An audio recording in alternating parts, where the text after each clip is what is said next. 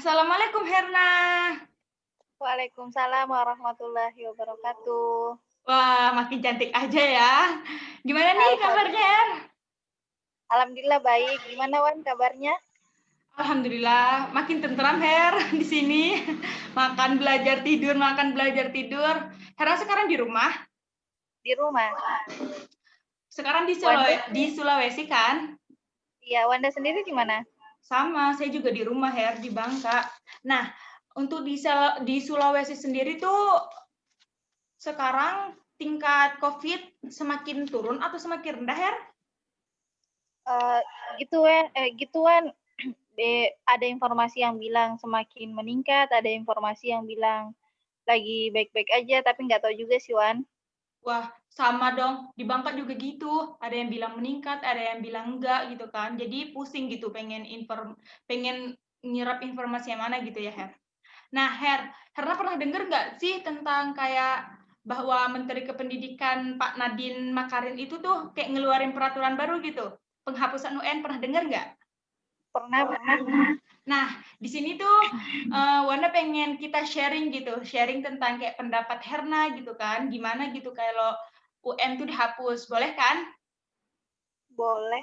Nah, kan kayak kita tuh udah berapa tahun-tahun sebelum-sebelum ini kan telah melaksanakan UN kan. Nah, gimana pendapat Herna kalau UN tuh sekarang diganti dengan asesmen kompetensi minimum dan juga survei karakter. Nah, pendapat Herna sendiri tuh gimana?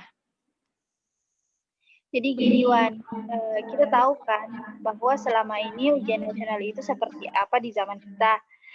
Adanya ujian nasional itu buat kita tuh fokus pada nilai, karena yang nilai ujian nasionalnya tinggi adalah dia yang disebut cerdas.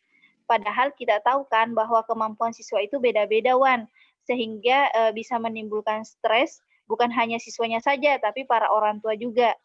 Jadi adanya pengganti UN itu menurut aku nih, ini menurut aku Iya. lebih baik Wan. Kenapa? Karena belajar itu menyenangkan, bukan menekan, bukan menekan ya. Jadi cerdas itu bukan akademik saja Wan. Jadi adanya asesmen kompetensi mandiri dan survei karakter itu bukan tidak ada ujiannya ya, tetap ada ujiannya, tapi standar kelulusannya itu diserahkan pada pihak sekolah masing-masing. Waktu pelaksanaan ujiannya itu seperti untuk anak SD diadakan pada saat kelas 4 SD, SMP kelas 8, SMA kelas 11. Jadi itu agar apa? Karena jika pada siswa ada kekurangan, itu tuh 2 tahun ke depannya bisa melakukan perbaikan, gitu.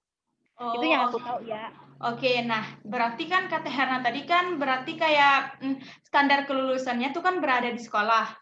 Nah, berarti tuh apakah efektif gitu kan? Soalnya kan setiap sekolah kan memiliki standar penilaian terhadap siswa tuh berbeda-beda kan, tergantung sekolahnya kan. Kayak penilaian juga berbeda-beda. Kayak di sekolah aku tuh 8 gini, tapi di sekolah kamu nilai 8 tuh beda-beda kan. Nah, itu tuh menurut Herna tuh gimana? Apakah efektif gitu?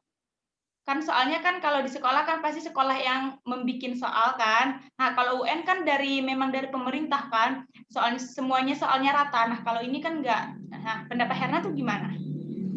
Nah, itu Wan. Jadi kan gini, justru karena gini Wan, ini kan merdeka belajar kan.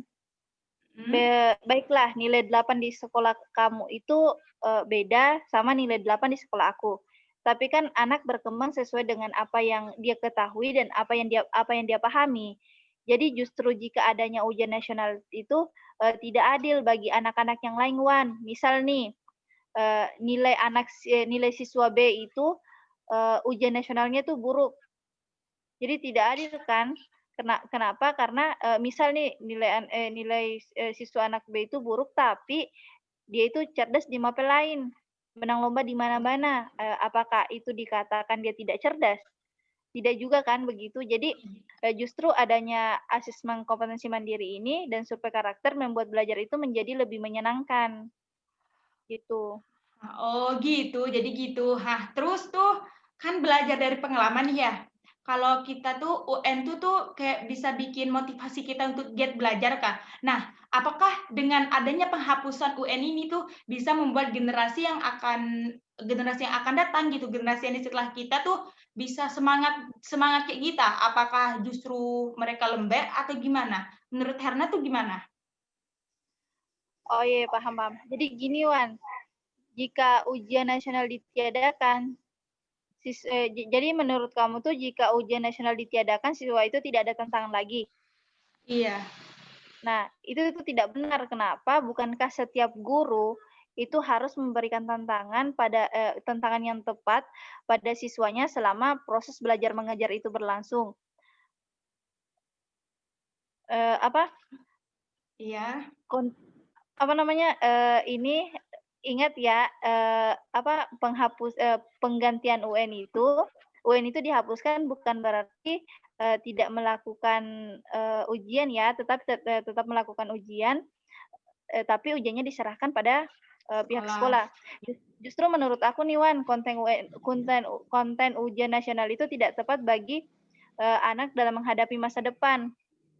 Kenapa? Karena pendidikan yang paling utama itu adalah melatih berpikir, bukan metode penghafalan. Tapi bukan berarti hafalan itu tidak baik ya. Jadi gini, kita di masa depan pada saat kita memasuki sebuah universitas atau masuk pada sebuah perusahaan, pada sebuah pekerjaan, itu mereka punya ujiannya sendiri, beda sama ujian nasional yang diadakan di sekolah. Jadi tuh kita fokus pada ujian nasional, padahal pada saat kita masuk ke universitas itu ujiannya beda lagi, gitu Wan. Jadi Wah, menurut ya jadi menurut gimana? aku tuh pada saat penggantian UN itu lebih efektif gitu. Oh, iya, terima kasih ya Her. Ya Allah, ini berguna banget tahu, berguna banget gitu untuk aku secara pribadi ya, juga untuk kayak kayak generasi masa depan gitu kan. Terima kasih atas pendapat dan informasi yang telah Herna kasih gitu kan.